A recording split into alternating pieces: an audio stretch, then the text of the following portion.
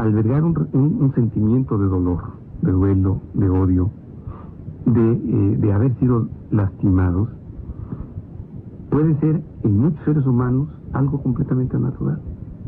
Pero quienes, como seres humanos, tienen capacidad para manejar ese dolor interior y quienes no.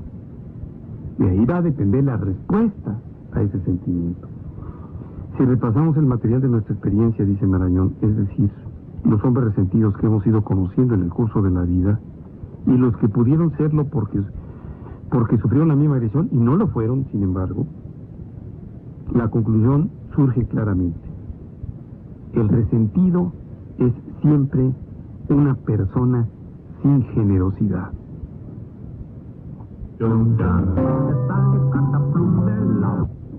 Si era un resentido el negrito Sandía. ¿Por qué? Fíjate que... Nomás porque decía grosería. Bueno, pero también mostraba su actitud en otros aspectos. Y precisamente yo creo que la intención de Francisco Gabilondo era advertirle, mira, si sigues así, con tanto dolor interior, y no te vuelves agradecido con la vida, no muestras tu generosidad, pues vas a seguir causando problemas, te vas a seguir enojando, no te van a querer, no te van a aceptar, porque vas a lastimar. Yo creo que es un extraordinario ejemplo de lo que puede ser el resentimiento y cómo se va manifestando. Pero decíamos que el resentido es siempre una persona sin generosidad. Dice Marañón, sin duda la pasión contraria al resentimiento es la generosidad, que no hay que confundir con la capacidad para el perdón. Son dos cosas distintas. Dos cosas distintas. El perdón, que es virtud y no pasión, puede ser impuesto por un imperativo moral a un alma no generosa. El que es generoso no suele tener necesidad de perdonar porque está dispuesto a comprenderlo todo y es por lo tanto inaccesible a la ofensa que supone el perdón. La última raíz de la generosidad es pues la comprensión. Ahora bien, solo es capaz de comprenderlo todo el que es capaz de amarlo todo. El resentido entonces es en suma, allá en el plano de las causas hondas, un ser mal dotado para el amor y por lo tanto un ser de mediocre calidad moral. Pero estos términos usa Marañón, pero de mediocre calidad moral pudiera ser simplemente un individuo sin capacidad real, formal, factual de amar. Pero a ver, Ernesto, según yo entiendo, a lo mejor estoy equivocada, de acuerdo a esta definición de Marañón, no eres responsable de tu capacidad o tu incapacidad. Y a mí me da la sensación de que los resentimientos sí se pueden manejar. Claro. Se pueden trabajar, se pueden eliminar. En las personas dotadas de generosidad. Pero bueno, pero a veces... No es que el generoso sea incapaz de sentir resentimientos. Sí lo siente. Lo que pasa es que puede vivir con ellos y los puede expulsar. Y aquí dice el término de mediocre calidad moral. Marañón lo trata de explicar diciendo que precisamente mediocre lo llama porque la cantidad de maldad necesaria para que incube bien el resentimiento no es nunca excesiva. Sí puede ser una cosita, una situación muy mediocre, un hecho muy poco significativo, una vida muy poco trascendente, lo que puede despertar en resentido un gran resentimiento.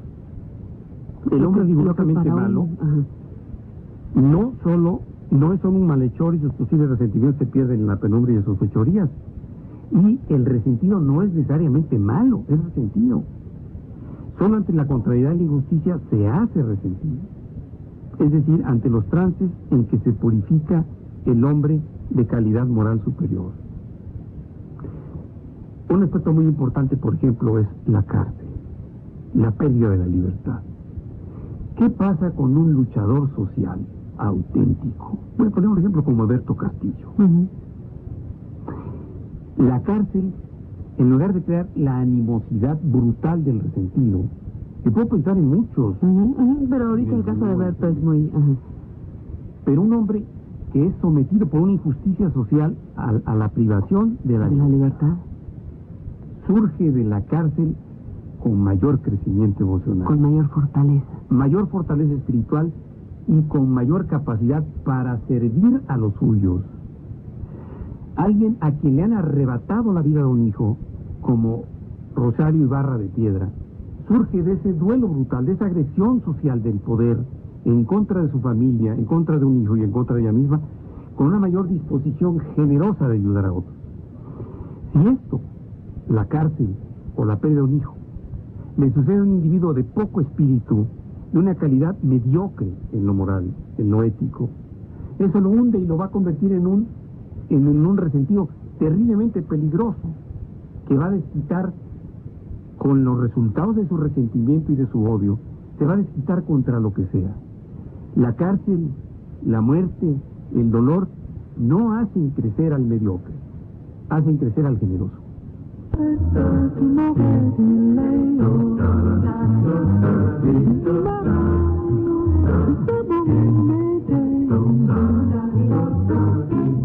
¿Has tenido sentido rencor hacia alguien?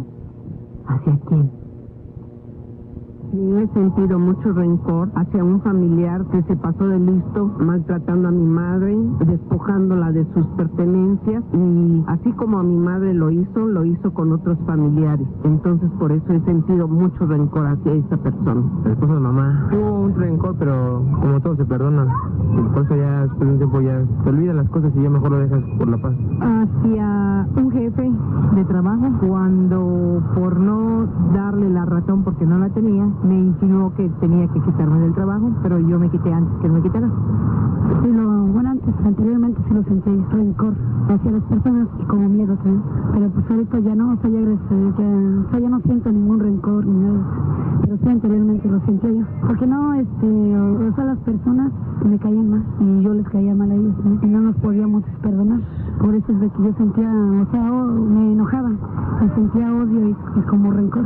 Y ahorita ya, siento amar al prójimo, pero ya no siento, enojo ni siento odio una vez, como lo sentía yo, porque también conocí la palabra de Dios. Y pues ahorita ya todas las personas me caen bien, ¿no? O les doy por su lado. Pues hacia nuestros semejantes, por agresiones ya sea verbales o personales, entonces eso da reacción a que uno mismo reaccione de la misma manera. Pero pues ya medita uno las cosas, las piensa y ya sale por el lado bueno. Pues hacia algunos amigos, tal vez, amigos que se decían amigos y no eran amigos. No, tal vez por decepciones de ese tipo, sí. Sí, en realidad no es algo que... Sí, el rencor per se se amarra a la gente, ¿no? Pero en mi caso no es tanto, solo es por un tiempo. Bueno, el rencor más profundo que he sentido ha sido con una vecina, y es porque había sido mi amiga y después pues hizo unas cosas muy feas y pues hizo muchas cosas que me afectaron a mí y dejamos de hablarnos y ahora la odio con odio jarocho. Lo que algunas puede provocarnos un gran resentimiento, a otros se les resbala. Así es. Esos son los que están bien dotados. Ahora, pues en otras épocas yo había oído que era la gente que no tenía atole en las venas, porque a veces dice, ¿qué no te da rabia? ¿Qué tienes atole en las venas? ¿Tiene algo que ver esto con el resentimiento, que se te resbalen las cosas? mira, yo creo que... ¿Habla de salud? No necesariamente. No necesariamente. Es muy difícil hablar de salud espiritual porque estamos hablando de un defecto de carácter que afecta fundamentalmente el espíritu, la esencia. Recordemos que en latín spiritus significa esencia, y bueno, es lo que está dentro de uno, lo más profundo. Y muchos resentidos pueden pasar por la vida, como decía yo hace un momento, incluso sin que parezcan resentidos. Dice Marañón que el resentido no es malo necesariamente y que puede ser bueno si le favorece a la vida. Y que solo ante la contrariedad, la injusticia, se hace resentido. Y decíamos hace un momento, ante los trances en que se purifica el hombre de calidad moral superior, el resentido no se purifica. Por el contrario, se vuelve más acre. Únicamente cuando el resentimiento se acumula y envenena por completo el alma, se podrá expresar como un acto criminal tan simple y sencillo como pasar junto a un automóvil nuevo, ajeno, con un clavo o un objeto y rayarlo, sin conocer al dueño del coche, sin saber si es de un trabajador que mucho le ha costado en ahorros, en esfuerzo y en trabajo el tener un vehículo más o menos presentable, y en un acto incomprensible incluso para quien lo siente. cometer ese pequeño crimen de dañar la propiedad ajena sin razón. Había una canción que pusimos el otro día, Sin razón ni justicia, porque ni siquiera es un acto justiciero del que no tiene un automóvil contra el que sí lo tiene. Me estás haciendo que me acuerde de un chiste que nos va a llevar a una pregunta que quiero dejarte en el aire. Es un viejo chiste que dice que ¿quién llega más rápido al piso? Si tú desde las Torres Gemelas en Nueva York o desde la torre del World Trade Center tiras a un italiano y a un mexicano que miden lo mismo y que pesan lo mismo y que tienen la misma estructura ósea, si los tiras al mismo tiempo, ¿quién llegaría primero? Entonces, bueno, la lógica nos diría que tendrían que llegar Al mismo tiempo. al mismo tiempo. Entonces te dicen, no, llegaría primero el italiano. Entonces tú preguntarías, ¿por qué?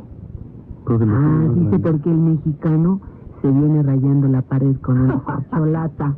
Mi pregunta es, y te la dejo al aire, ¿de veras el mexicano es un pueblo resentido? Pero a ver, espérame, yo me quedé con un planteamiento inicial. Hace un corte comercial y una canción. ¿El pueblo mexicano es un pueblo resentido? Yo creo que en muchos sí, y el resentimiento social es un capítulo aparte que yo creo que debemos abordar en este programa sobre los resentimientos, porque habla de una capacidad de respuesta ante algunas agresiones sociales, económicas y políticas que el pueblo mexicano ha recibido en los casi 5 siglos que tiene de existencia. Ajá. Sí, hemos sido un pueblo dominado, hemos sido un pueblo jodido. Hay un verbo que yo no sé con qué acepción se pueda dar, empieza con chin y termina con gar, Ajá. que según los estudiosos... Terminación AR se dice. Sí, según los estudiosos significa agreder, violar, lastimar. No sé de dónde han sacado pero están las reflexiones de Octavio Paz. Octavio Paz, acuérdate. Sí, sobre este término, que son un poquito más apegadas a lo eufemista.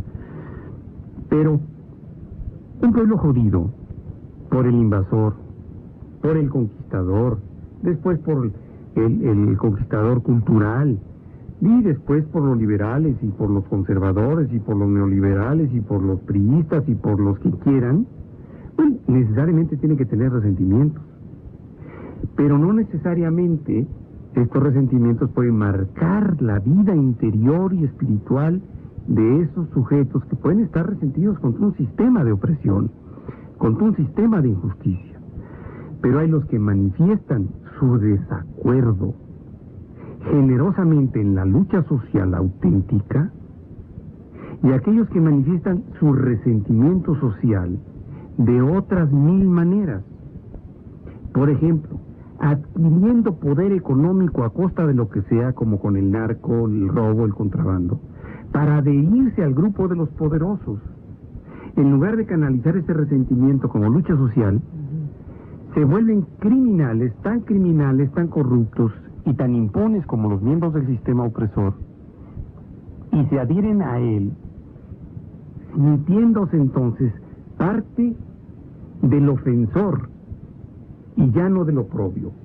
Entonces, esa manipulación del resentimiento hace que encontremos a los poderositos que con un poquitín de poder y de dinero se convierten en los peores resentidos, pero en contra de los que están abajo, nunca en contra del poderoso que causó la ofensa. Ajá. Y ahí vamos a ver a muchos de los revolucionarios, como Robespierre, como el que se sumen y se agachan frente al poderoso y aniquilan cuando pueden y cuanto pueden al débil. Es un dolor no resuelto. Así es. Además, fíjate, como dice Marañón, únicamente cuando el resentimiento se acumula y envenena por completo el alma puede expresarse por un acto criminal, y este se distinguirá por ser rigurosamente específico con el origen del resentimiento. El resentido tiene una memoria contumaz, inaccesible al tiempo. Cuando ocurre, esta explosión agresiva del resentimiento suele ser muy tardía. Existe siempre entre la ofensa y la vindicta, o sea, la venganza, un